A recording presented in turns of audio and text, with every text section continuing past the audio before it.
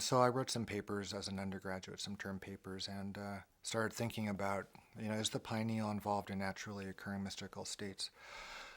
So there really weren't any biological sorts of studies talking about the pineal. This was even before the discovery of melatonin, or around the time of the discovery of melatonin. Not much was known about it. Um, so I went off to medical school, and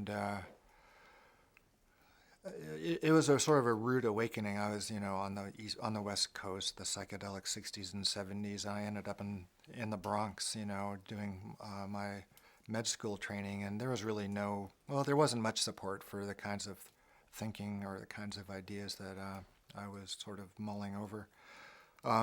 In fact, I applied to maybe 20 medical schools, and I got into two, and the two that I got into were ones where I couldn't tell them why I wanted to go to medical school because they were so brief. The ones where people said, "Why do you want to go to medical school?" and they gave me an hour to talk about it. I told them why I wanted to study psychedelics, and I thought there was some biological basis of mystical experience, and I thought that could be understood and applied for for the benefit of mankind, or things to that extent, or to that extent and purpose.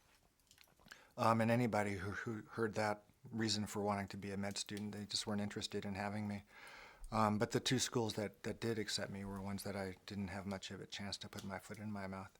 Um, and, I ought to have had some, forewarning that it was going to be hard to pursue that kind of field, or that kind of those lines of inquiry as a medical student. So I didn't like medical school. I dropped out after a year. Ended up at a Zen monastery. Actually, began training there.